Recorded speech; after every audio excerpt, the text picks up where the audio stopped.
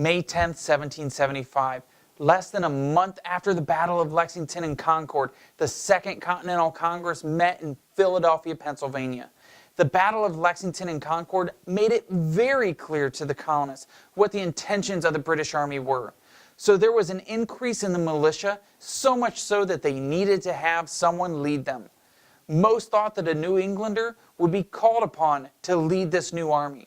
But John Adams had another person in mind.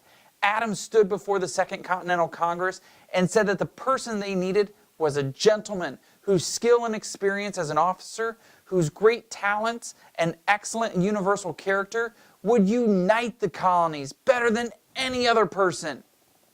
What is interesting is that because everyone thought that he was going to nominate a New Englander, John Hancock of Massachusetts thought that Adams was talking about him. So he sat up nice and tall and was very proud of all the things that Mr. Adams was saying until Adams said the words, "George Washington."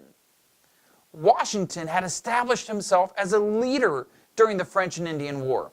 Washington was unanimously elected to be the commander-in-chief of the new Continental Army. June 16, 1775, colonial militiamen near Boston decided to fortify a hill that overlooked the city of Boston, Breed's Hill. Check out this short video about the Battle of Bunker.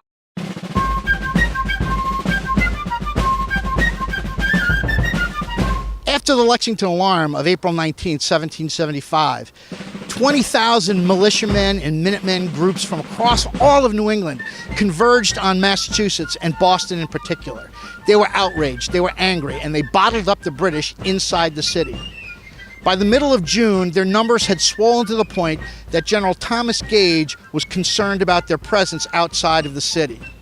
They were led by General Artemus Ward, who was head of the Massachusetts Committee of Safety, who on the night of June 15th and 16th ordered his forces forward to this position on Breed's Hill, which we erroneously call Bunker's Hill. His men erected a fortification on this hill that in the morning when the British woke up, looked out, were stunned, and knew something had to be done.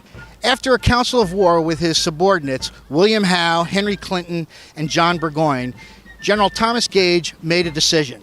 He was going to attack the American position located on Breed's Hill. And on the afternoon of June 17, 1775, which was an incredibly hot and humid day, thousands of British grenadiers and regulars embarked across Boston Harbor, disembarked on the shores of Charlestown, and began to assault the American positions here at Bunker Hill. Led by the courageous General William Howe, the British marched off in cadence to drum beats and assaulted the American position. Thousands of British grenadiers and regulars massed in formation at the bottom of this hill. Inside the American fort, American militiamen trained their eyes and they knew the big fight was coming. They could see the gleaming bayonets, they could see the red coats. Allegedly, Colonel William Prescott, one of the defenders inside the fort, ordered his men to not fire until they saw the whites of their eyes. The British marched up in cadence, step by step, inch by inch. They got closer and closer and closer, and when they got within musket range, the Americans issued a withering volley that dropped the British in their ranks in their place, and they retreated back to where they started. Once more, the British marched up the hill. Again, this time, stepping over dead and wounded comrades, they made their assault on the American position. And once again, the Americans fired a withering volley into their ranks. The British once more retreated to their original lines. Finally, on a third assault, again marching over their dead and dying comrades, the British were able to penetrate the American forces, and a severe and fierce firefight broke out inside the fortification. Inside the fortification were several African Americans, including Peter Salem, who saw an officer. He drew a bead on the officer, fired his gun, and took down Major John Pitcairn, who had gained infamy during the battles of Lexington and Concord. The Americans broke and ran, but not because they were afraid, but because they had run out of powder and shot. The British won the field, but as Henry Clinton had said, it was a dear-bought victory. After the Battle of Bunker Hill, reconciliation between the American colonies and Great Britain was no longer possible. Benjamin Franklin wrote a friend in England, "We were once friends, we are now enemies." The war had taken a fateful turn.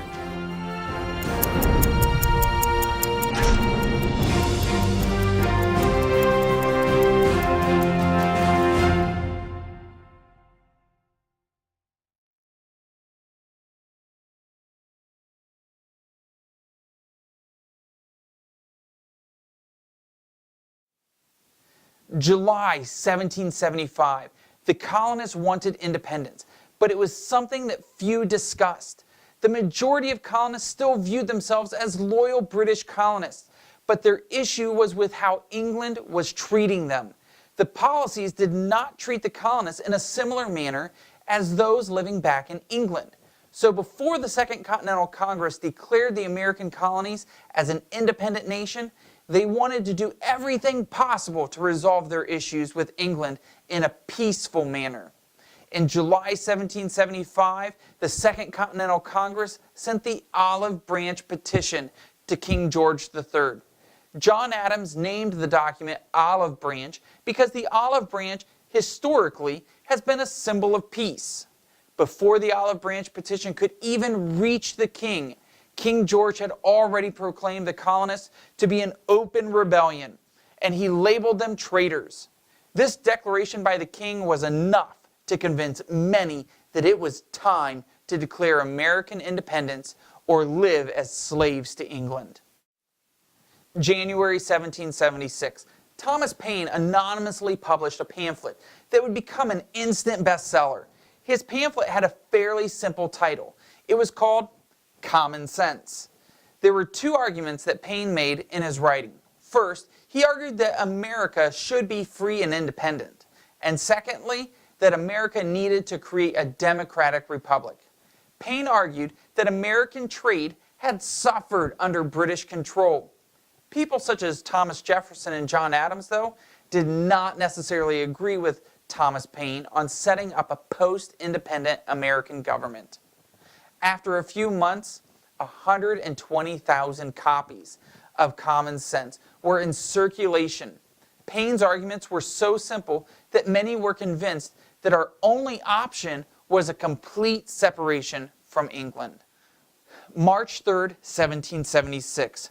9 months after the Battle of Bunker Hill, Washington moves his artillery under cover of darkness and silently to a point in the city known as Dorchester Heights.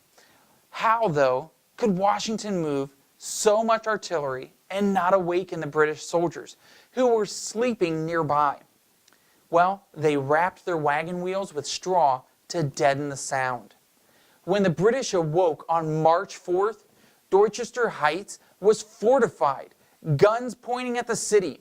General Howe did not want another battle, so he and 100 ships carrying 9,000 British soldiers left Boston Harbor and went to Canada. They weren't the only ones to leave, though. 1,100 loyalists went with them. They preferred to leave Boston than live with the rebellious colonists. Many colonists celebrate England's departure as a victory to the war for independence. But Washington knew this was just the beginning.